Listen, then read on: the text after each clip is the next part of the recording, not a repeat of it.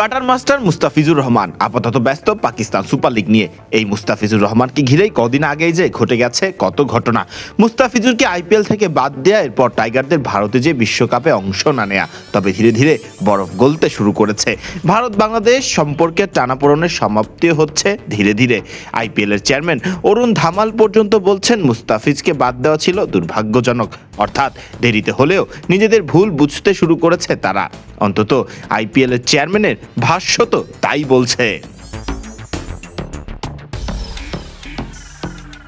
মুস্তাফিজুর রহমানকে বাদ দেয়া নিয়ে আইপিএল চেয়ারম্যান অরুণ ধামালের ফিনান্সিয়াল টাইমসকে দেয়া কথা অনুযায়ী তার মতে, আমি আসলে বলবো এটা দুর্ভাগ্যজনক ছিল। আসলে যেভাবে ব্যাপারগুলো উঠে আসে, আমার মনে হয় না প্রতিদিনের ক্রিকেটে সরকারের কোনো ভূমিকা বা আগ্রহ রয়েছে। বিশাল পরিসরে সরকার ক্রিকেটের সমর্থকই, তবে হ্যাঁ, মাঝে মধ্যে আমাদের আশেপাশে কিছু ঘটনা ঘটে এবং অনেক সিদ্ধান্ত সেই ঘটনার আলোকে চলে আসে। আমি মনে করি ভালো চিন্তাভাবনার জয় হবে এবং সামনের দিনে এমন ঘটনা ঘটবে না।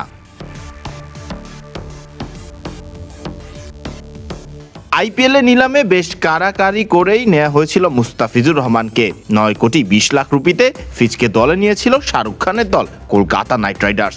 সেই মুস্তাফিজকে কার চাপে বাদ দিল কেকেআর? এই প্রশ্নের মুখে পড়ে যেন উত্তর দিতে হিমশিম খেলেন আইপিএল চেয়ারম্যান। তিনি বলেন, আমি কেবল বলবো এটা দুর্ভাগ্যজনক ছিল, এর বাইরে এ ব্যাপারে আমার আর জ্ঞান নেই। স্বাভাবিকভাবেই বোঝা যাচ্ছে ফিজের ব্যাপারটি এড়িয়ে যেতেই চেয়েছেন আইপিএল চেয়ারম্যান। তবে কলকাতা কি আফসোসই করছে মুস্তাফিজকে না পেয়ে? তাদের দলে নেই যে পেস বোলিং লাইন আপটা যা তারা সাজিয়েছিল আইপিএল এর মিনি নিলামে। মুস্তাফিজ, পাথি রানা এবং হর্ষিত রানার মতো 3 পেসারকে পাচ্ছে না এবার কলকাতা।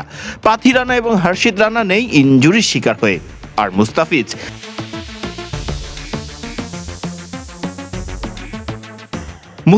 যে কেন আইপিএল এ নেই, এই প্রশ্নের উত্তর মেলাটা আপাতত খুব সহজ, আবার হয়তো খুব কঠিন।